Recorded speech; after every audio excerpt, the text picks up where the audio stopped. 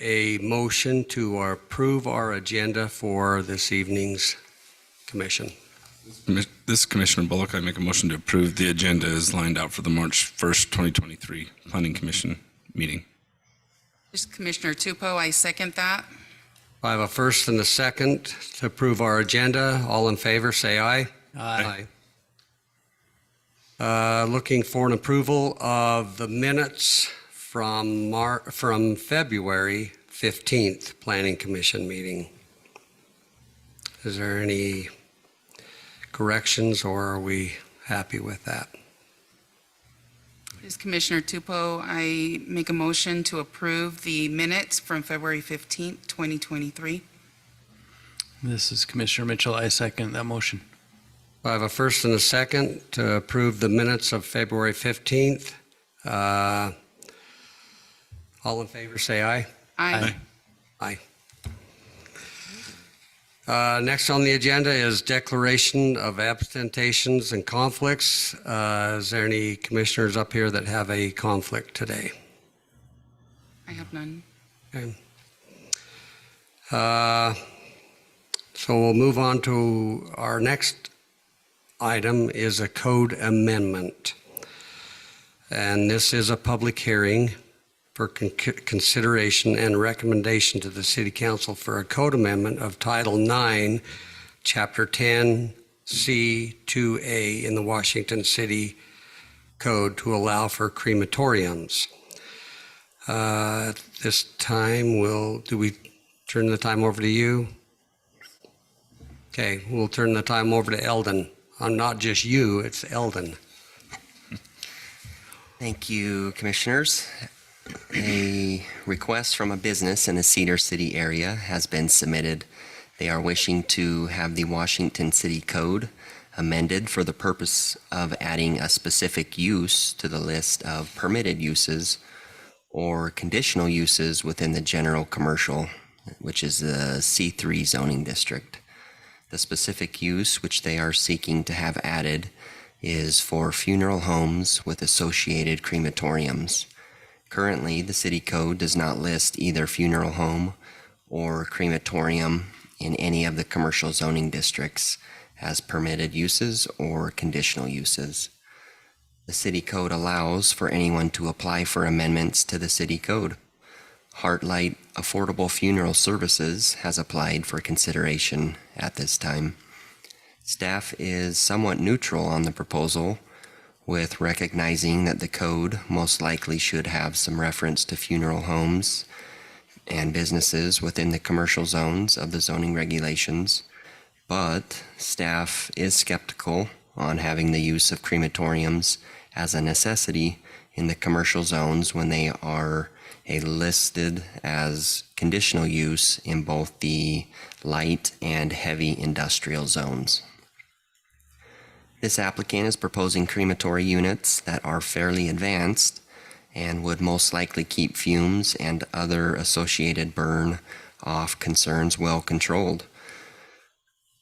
The question must be raised, though, that concerning funeral services businesses that may provide a much lesser quality system and the negative effect it would pose in our commercial zones. Staff would probably be supportive of adding funeral homes to the general commercial, the C3 zoning district, as either permitted uses or conditional uses, whichever the planning commissioners see fit. But the crematorium portion of the request is risky due to the specific unit type that could or would be installed in the future. It is most likely not legal to regulate one type of burning system over another in the code. If you let one type in, you most likely have to let them all come into that zoning. Staff has no recommendation but would support funeral service type businesses as a permitted use or conditional use in the general commercial C3 zone, and not so supportive of crematoriums uses in either permitted or conditional use due to the fumes and other particulates that could be expelled in the C3 commercial zoning district. And I'm happy to answer any questions you may have at this time. Is there any comments before we open up for public? This is Commissioner Mitchell. I'm kind of curious how many there are in the area, like in general. I mean, is it Washington County per se? I know that many of our mortuary buildings have these incorporated within their site. Usually they're in a separate structure behind kind of their mortuary facility. I don't remember the names. There's the one along the Tech Ridge Hill. They've got one back there. There's one along the Boulevard. Yeah, Spilsbury, yeah, Metcalf. And so I don't know if the Hughes Mortuary has one or not, but for the most part, I understand that these are already mostly incorporated throughout the mortuary business, the services that exist here. This is Commissioner Tupou. So we currently have this available as a conditional use in the light and industrial areas. So if we were to amend it, then we wouldn't look at it at all. They could just build it. Yeah, depending on how you guys want to proceed, an option would be as a permitted use in the C3 zoning, or as noted in the report, a conditional use permit, which would then require them to come in and submit an application under the conditional use guidelines. Okay. Did that answer your question? Yes. This is Sheil. Is there any, I'm just thinking of a crematorium like this, but there are pet crematoriums too. And so are we opening up a can of worms for both of those opportunities? Was that a pun? Yeah, I guess so. Okay. My understanding is crematoriums are regulated by the state. The existence and operation of them is state regulated, and so we don't regulate those facilities. St. George and the other municipalities don't regulate the operation. The state does. And so if our land use were to allow that particular use, it would be subject to whatever the state allows them to cremate within their facility. I don't know precisely which crematoriums cremate pets, but I'm pretty sure that it's the same ones that cremate humans. Yeah, I know my wife's cousin, he has one that does just pets only, animals only. And he's in an industrial facility. So just a thought. That would the regulating the exhaust, the fumes, all of that stuff, does that fall under the state code when it comes to the crematoriums? Correct. The state has, I believe they get inspected and they get regulated on their fumes. So it's not like, I mean, they're quite frequently in the middle of the town for the most part. Correct. Okay. Yeah. I mean, because nobody wants to go to a funeral in an industrial area. Yeah. I'm aware of a few cases where there was a residence or a residential property that shares a boundary line, and those ones became, contested.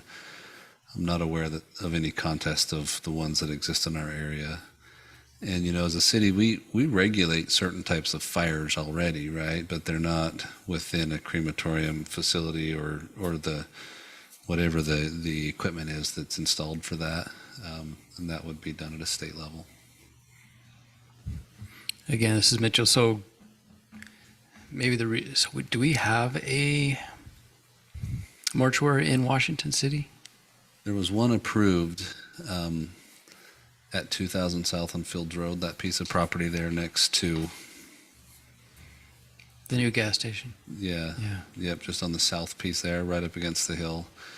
That was when I was on council, and so it got approved. I don't recall if it had a crematorium element. I know it had the traditional kind of gathering space and all of that we see at the other ones. But I don't think we have an operating mortuary within our city. And potentially that reasoning that Pete brought up, being in an industrial, that's not typically where you would. Yeah. Yeah. So, Well, why don't we open it up for public comments? Is there anybody in chambers that would like to make comments to this item today? Please come up to the microphone, state your name. Speak clearly. 3 minutes. Is that all? Greg McCombs, I live in Washington City. I just recommend you keep it as a conditional use permit so that the city's able to take a look at what somebody's doing beforehand. And like the letter packet says, it opens up a big can of worms on what people are going to be able to use. Good comments. Thank you. Anybody else? Is the operators here, correct? You want to come on up and Thank you for taking time to hear this. would you please state your name My too? name's I'm sorry. Rulin Olson, and I'm the owner, manager of Heartlight Affordable Funeral Services. And there isn't currently a funeral home in Washington City, and at least the information I have is that we have almost 10,000 homes here. In being able to do that, there are 6 operating crematories in St. George City. All of them are in the actual city part, not the industrial areas. And I said nobody wants to go to an industrial area to have a funeral.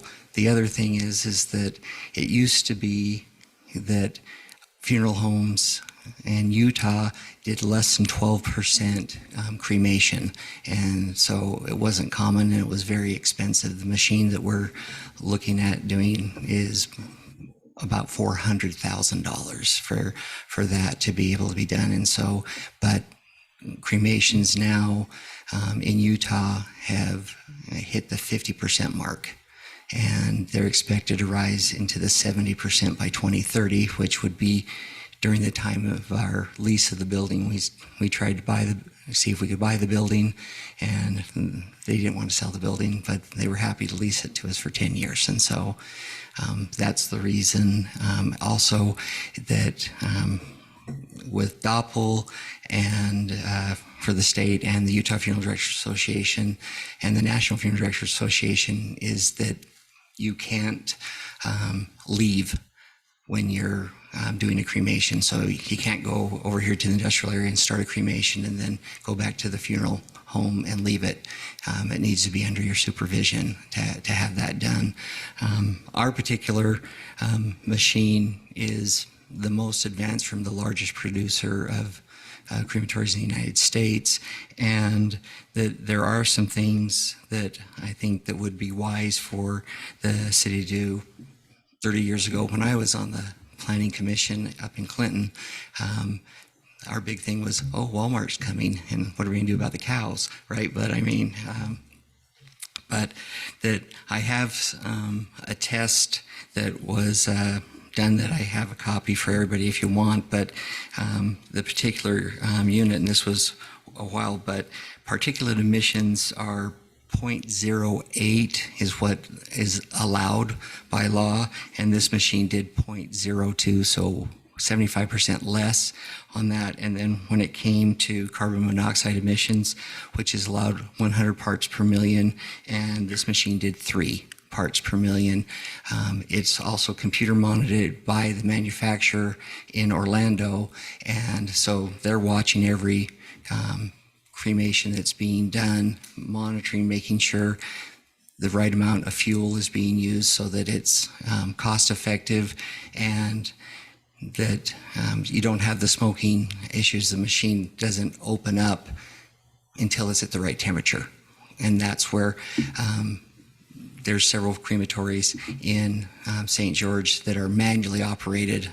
And so you're looking at a temperature gauge, and then you can go in and do whatever you want and then have that out. And that's not the thing. So really, we've got from the Model T to say, you know, a 50 Studebaker, which is a great car, but still, you know, different than 2023, you know, BMW or Mercedes type of a thing. That's really the difference in what you're doing, and that there are cities Matthews, again, since they deal with this and they have 70% of the market in the United States, is that you could take and put in the code that they have to meet these guidelines, and also that while many crematories are maybe UL listed, they're not UL certified, which is a big difference. So that they've been tested, and this one is, those are things that aren't brand specific, which my understanding,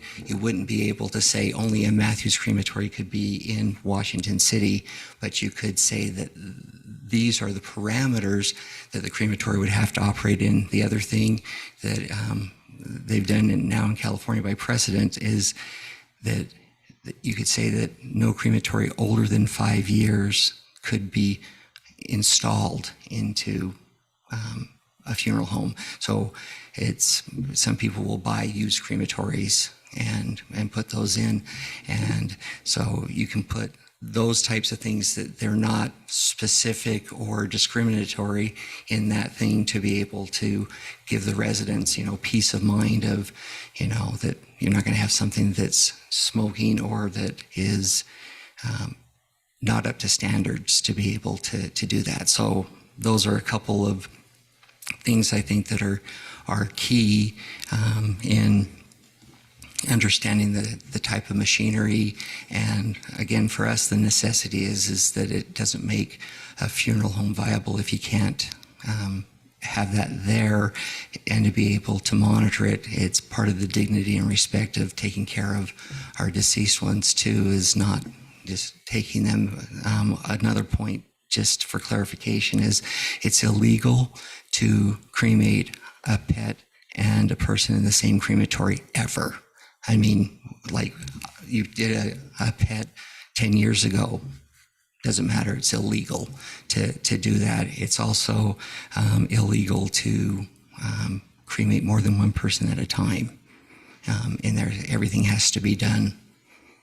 And it's monitored, like you said, by the state, for DOPL, for the way things are done for the licensing, but also it's, for ours, you put in, if it's a male, how much they weigh, everything about them, and it custom creates that for doing that. And we don't cremate caskets. That's almost never, ever, ever happens anymore because of the expense. It's more fuel. It's also more expensive for the families. And so generally it's an alternative container that contains no metal at all. We wand every decedent and remove pacemakers, any of those types of things that could cause environmental issues as well. So there was, in Europe, they started where they were trying to have the funeral directors remove the fillings from people's mouths.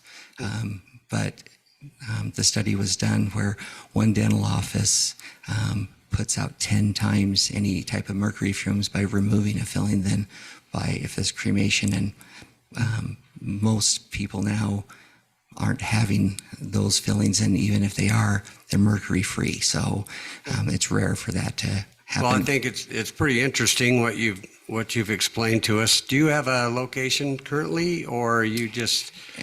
It's 547 West Bonnie Vista, right across from the First Southern Baptist Church. Oh, okay. Okay. Sorry, I didn't know. I didn't know where you were. Yeah. So, is there any questions from commissioners that you'd like to address with?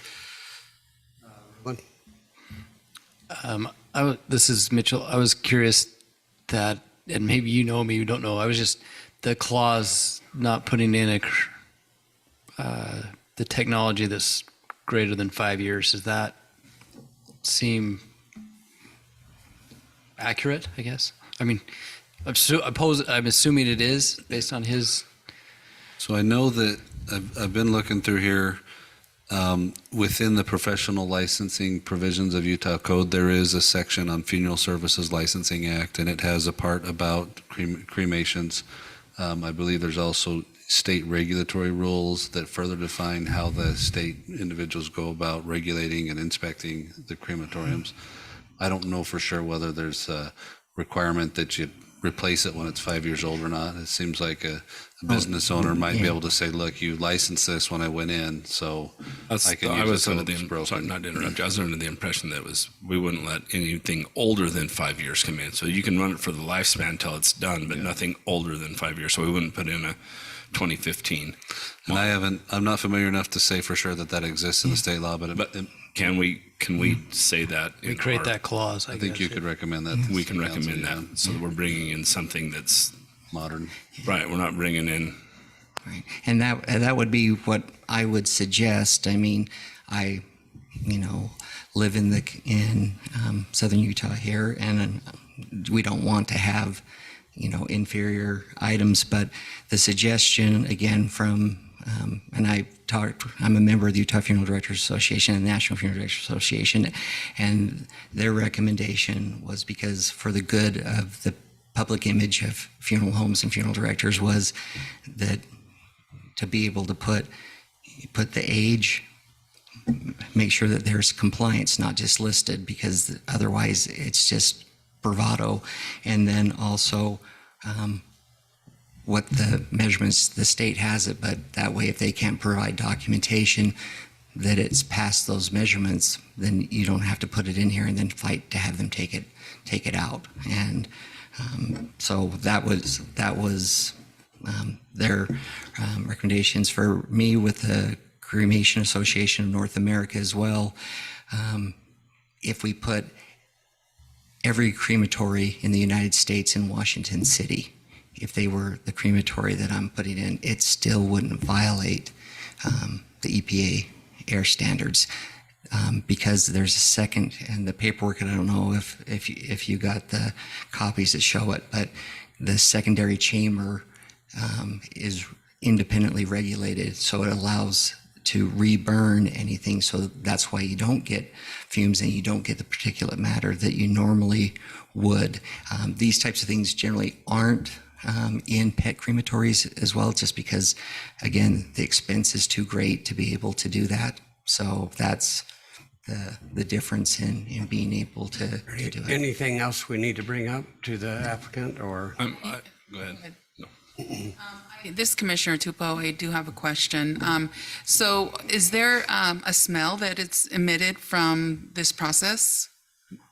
It could be, if it wasn't, this particular unit has those extra burners and treatment to be able to do that. So there generally would not be a smell. Matter of fact, most of the times nobody would know. You might see the heat that's coming up through that. So they had one in California where the power went out and stopped, and so it smoked for about 10 minutes while the power was out. But there's not, if you can go to any of the crematories which are in residential areas in St. George, and you won't smell anything, even with theirs, if they're operating properly.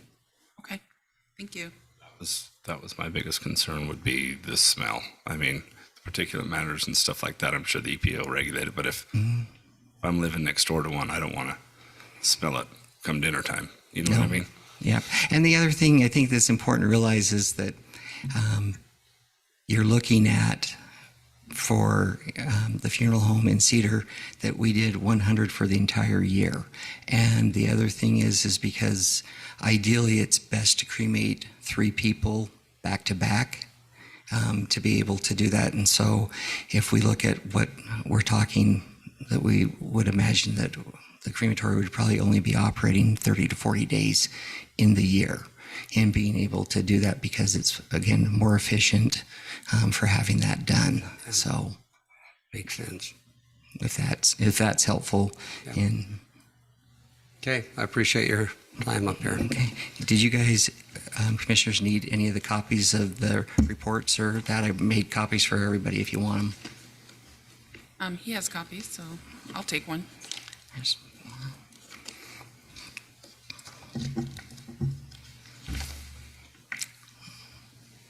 One more. And then here is the certificate of compliance.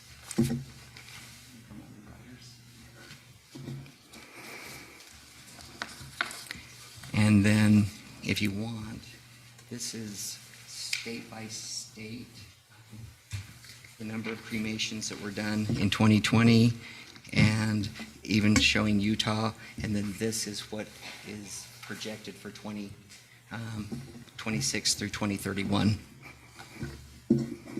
And the last thing, I guess, just for you to know is that I also own Care Center of Utah, which is in Salt Lake, and I have the state contract with the medical examiner.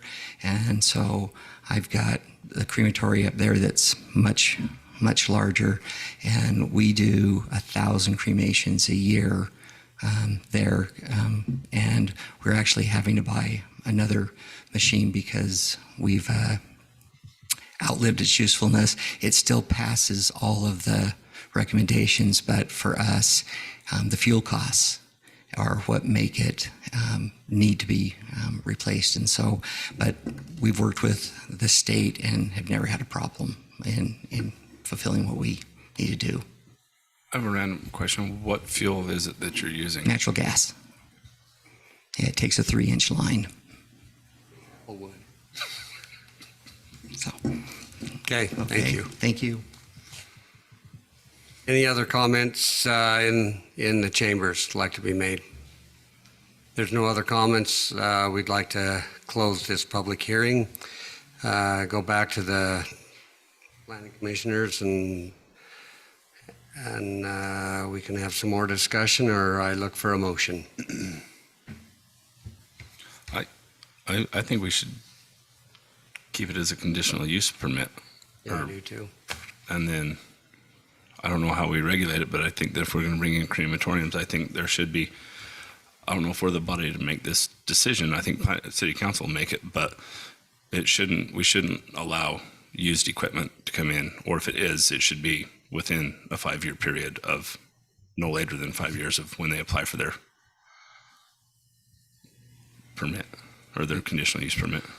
I think that's within the range of your recommendation role. I think you could also add what zones you think would be appropriate in, whether it's conditional and industrial or commercial, for example.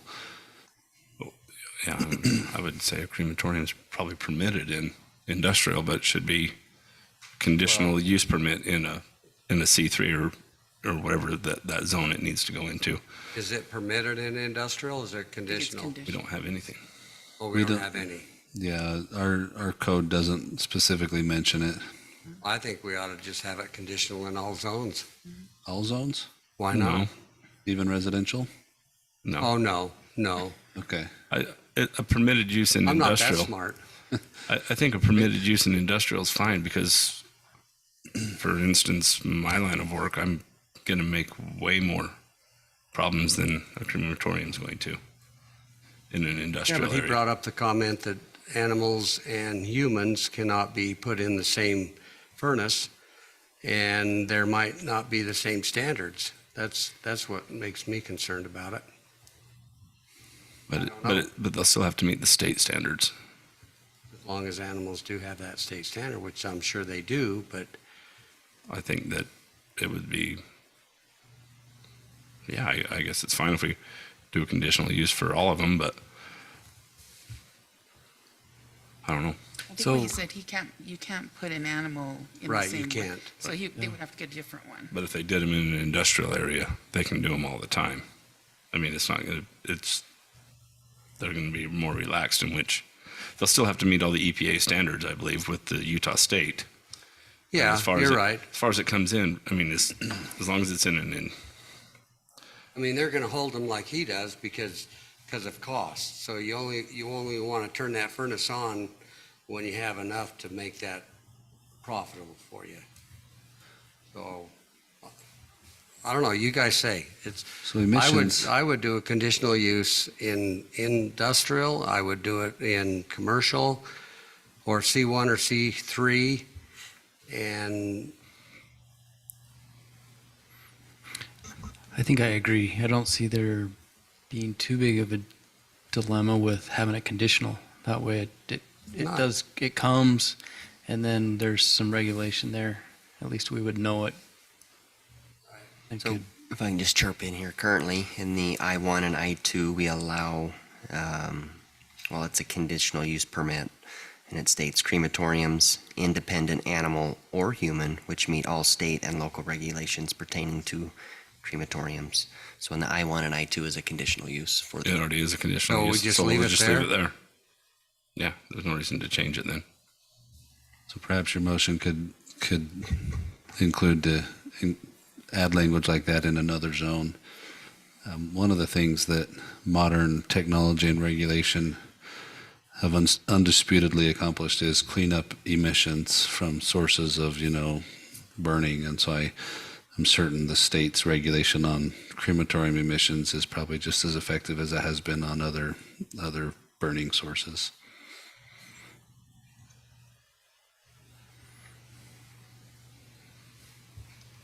So we just need to amend C1, C3.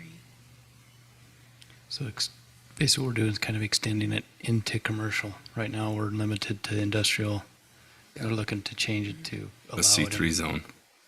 in C3. What is the C3 zone? Sorry, I can't remember. So what's C1? Yeah, C1, C3. What would be the difference? on a scale, C1's the lightest, C3's the heaviest. C3's typically around freeway commercial uses. C2's more of a neighborhood, and C1's very light. If that helps. Where is C1 normally located? What would be an example in our city of C1, C2, C3? Well, are we only talking about C3? Is that all we're going to look at? It says. That's what staff recommends, feels confident with, but C3? that's, I like yeah, I that. mean, that's up for you guys to interpret and decide. Okay. That's what I would say. I would take it out of, I wouldn't have it in C2 if it's neighborhood commercial. C3 makes sense. What we have. Would that open up, Thad, would that open up a mess with that one that's already zoned for a, down on 2000 South, that's already been zoned and approved for a mortuary? No, that was a conditional use as well, and that owner never did exercise that use, and so So it's it's the city's position that use, although typically the use is affixed to the land, since it was never exercised, they would need to come in again if they wanted to do the same thing there. And zoning law allows us to say, this use can go into effect in that location, but maybe not elsewhere, right? And so I think that thing that we get worried about would be just, discriminatory type treatment between one area or the other that doesn't have a basis of public interest, the welfare of the public, and those things, right? We're targeting it because of its content, not because of its effect. So your C1, C2, and C3. C1 is what we call community commercial. It's retail and commercial that's usually near or tucked within residential and other mixed zones. C2 is what we call service commercial. That's a little more, show them a C2 space there, Eldon. Is that the red? That's the red. So that's most of the commercial that our city knows. This is C3, it's red. Kind of a red. C3 is This is where you currently are, right? A little bit a little bit farther, but yeah, Down here? more to the other left, direction. below.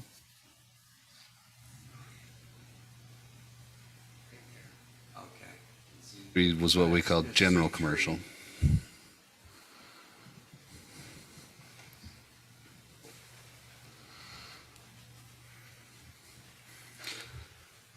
I'm fine with C3, for sure. So the statutory purpose of C3 zones is, quote, to provide appropriate locations for the development and operation of general commercial activities where a wide range of retail and service activities may be established in locations intended to serve a regional market. So a little broader commercial area than your service or your community commercials. I guess just thinking back at that other location that they didn't go forward with. What is that? That's currently more zoned? of that would be like, I wonder if that's C1 or C2. That down almost there. feels more community commercial. What is that location zoned right now, Eldon? Where at? at 2000 South and Fields Road. Sandia or whatever. Yeah. There at Nichols Peak. It's right, yeah, it's right there, but It's R112 on the south corner here. Yeah, so it's not, it doesn't have a commercial zone applied to it because that other one never went into effect and wasn't perfected. so that would have to be zoned to get anything to happen there anyway. Yeah. If I could just note, so if you allow it in the C3 zoning, it upbrings and applies to the C1, C2, and C3. So C3 is kind of the heaviest use. So if we allow it in a C3, it's a given in the C1 as well. I think it's the reverse. If you allow a C1, it's given in C3, C2 is given in C3, but C3 can't claim. Three can't go down. Is that correct, Eldon? So you're, Whatever we allow in a C1, we allow in a C3. yeah. So If you Can't go if back. you allow it in a C3, you can't allow it in a C1. yeah, exactly. If we allow it in a C3, they couldn't claim it in a C1. Correct. Sorry, I'm just thinking about like the locations in St. George. They probably, well, Metcalf is probably like a C1. Spilsbury, maybe C2, maybe C3. I was just comparing, which, Yeah, I mean, their don't know what they are. locations seem realistic based on, Right. It being They a have good funeral home. locations. Yeah. They're great for what they're there for. I guess is when those both were established, it was mostly just residential, right?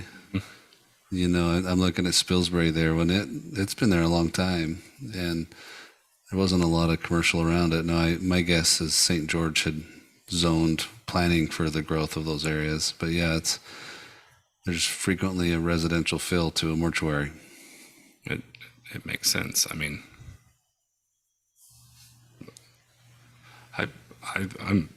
I'm good with it. I think we should. so right now, just doing a C3, we're not getting too out of control. I'm good with it. Yeah, somebody want to make a motion?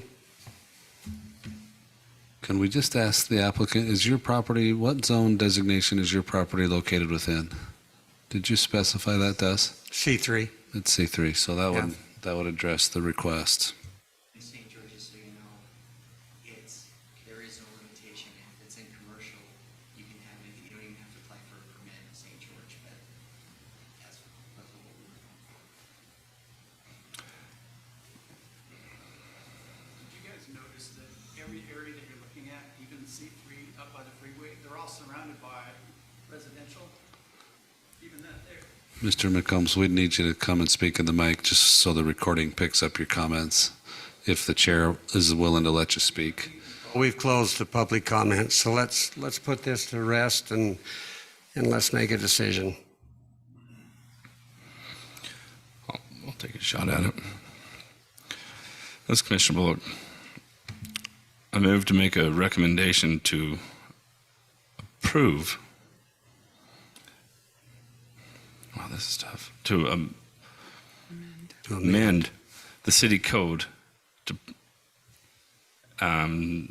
for conditional uses, adding conditional use to the C3 zoning. Let me start over. Sorry, I sound like Biden up here. The conditional use. Not good to me.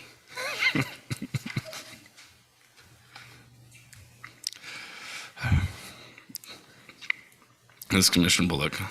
I make a motion to amend the portion of the city code adding conditional uses to Title 9 zoning regulations, Chapter 9-10C through 10C general commercial to allow C3. C3, yeah. C3 for the conditional use permit for the mortuaries and the crematoriums. And I recommend that we, or make, is it a recommendation that I'd add or that any of the furnaces that come in be newer, no older than 5 years of when they're starting to apply for their permit. Commissioner Tupou, I second that. So I have a motion by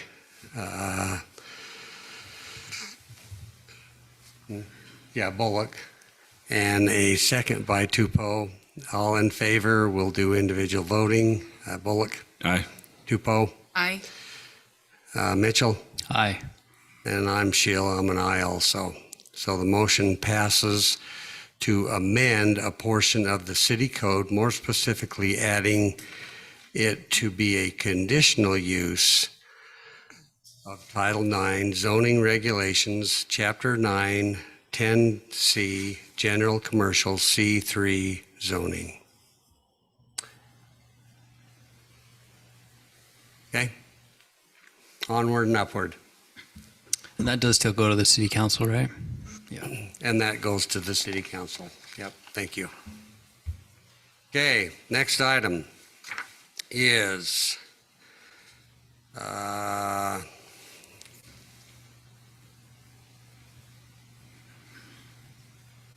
request to rezone approximately 16.546 acres located at approximately 325 North Landfill Road for the current open space zoning to a proposed heavy industrial I2 zone designation. The applicant is Galloway and Company, and we'll turn it over to Mr. Gibbs. Thank you, Commissioners.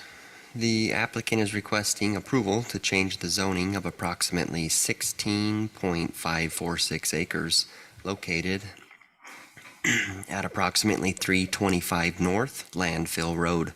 The requested change is from the current zoning of open space to a proposed heavy industrial, which is the I2 zoning designation.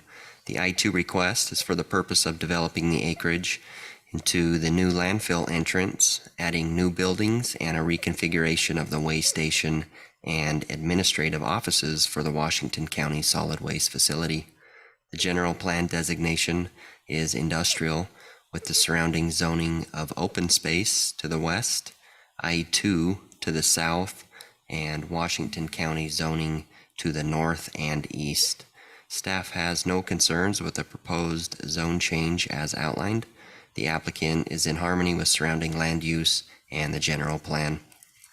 Staff recommends that the Planning Commission recommend approval of Z-23-04 for the zone change request from open space to the proposed heavy industrial onto the City Council based on the following findings as seen in your packet.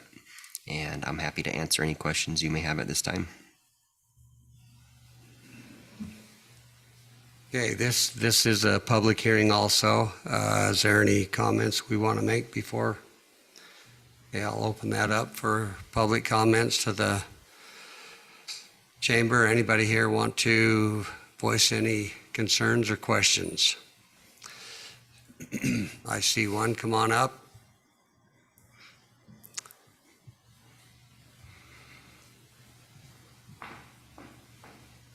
Thank you. Please state your name and talk clearly if you would. Okay. My name is Lanila Shields, and I'm a resident of the 14 Fairway area that's close by. I've lived in the area off and on for about 10 years, and I've seen the change in the traffic specifically for the landfill, and it really affects the residents there, and I'm concerned about, will this increase the traffic of trucks going over there? Because I don't feel like the Telegraph Road, maybe how it was originally designed, was really built for what's going on with the growth. So that's my concern. We get a lot more noise now, and people using the engine braking and leaving garbage all over the road. You know, and there's just so much more traffic for homes with all the building on Washington Parkway and Cole West coming in. Those are my concerns. Okay. Thank you. Thank you.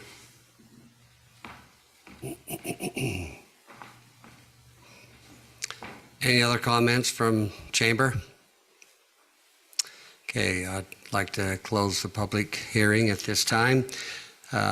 Commissioners, any comments from you? So I was trying to locate where she was located? Must be in 14th Coral Fairway's Canyon. Coral At Canyon Coral area. Canyon? Okay, on the other side of Yep. the park, or the Telegraph. The road probably does need to be widened and taken care of eventually, but that's not something that is going into this actual thing here. And from the looks of it, they're just going to move the their offices and everything from where they are into this new area, basically, is what I'm taking. But Yeah, maybe I'll give you a little background on this. So this is a proposal that comes from the Waste District, of which one of our council members is the chairman of the board, and the city's had a seat on that district since it was created. The landfill was intentionally not placed in the city's annexation area. It's on county land, but it's obviously very close to and probably most impactful in Washington City than any other city.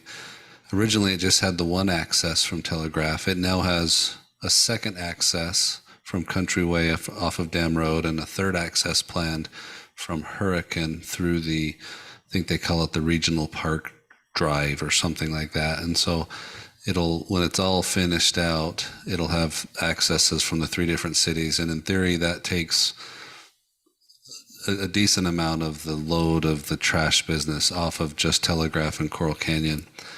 The city staff have been working to alleviate the obvious burden of trash showing up on Telegraph.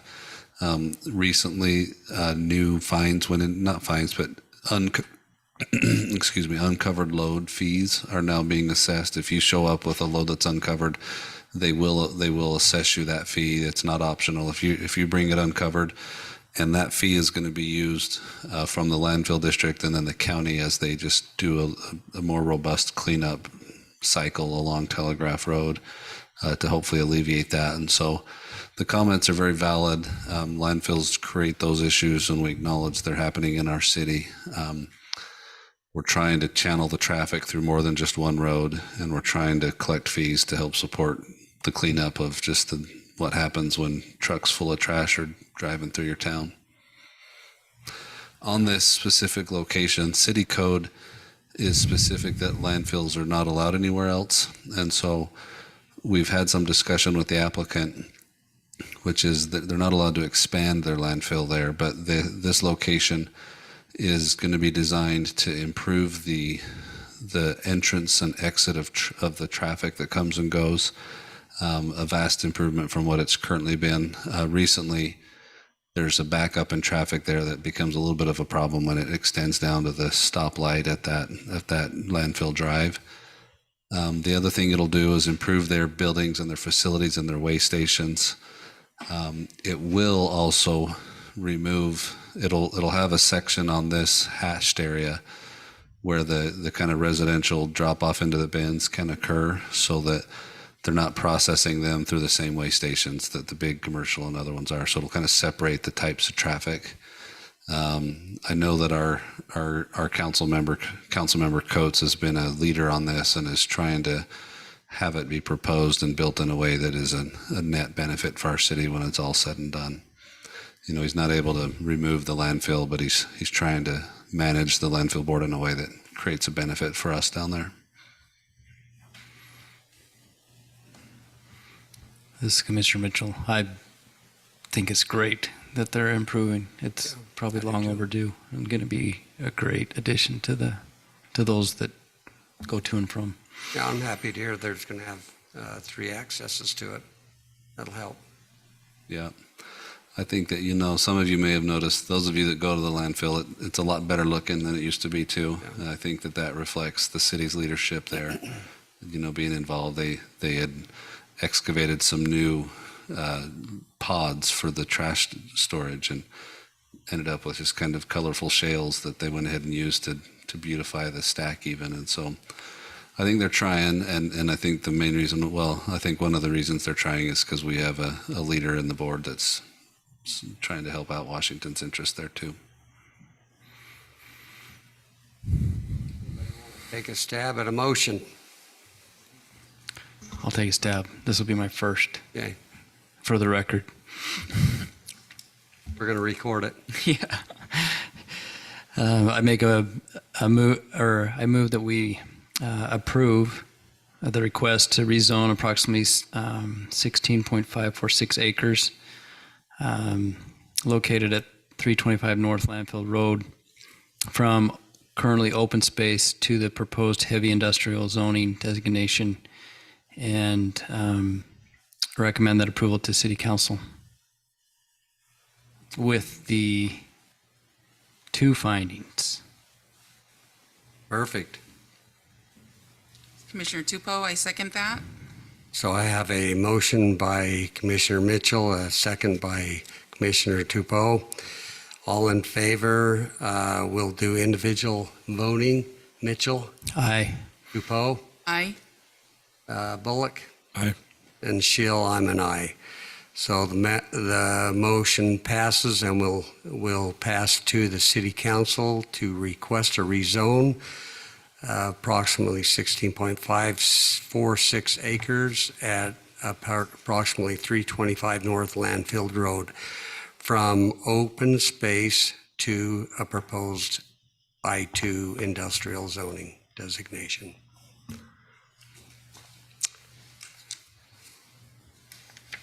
Anything else we need to talk about tonight? I think we're happy. I look for a motion to adjourn. This is Commissioner Bullock. I make a motion to adjourn. This is Commissioner Mitchell. I second that motion. Yeah, I have a first and a second to adjourn. All in favor, say aye. Aye.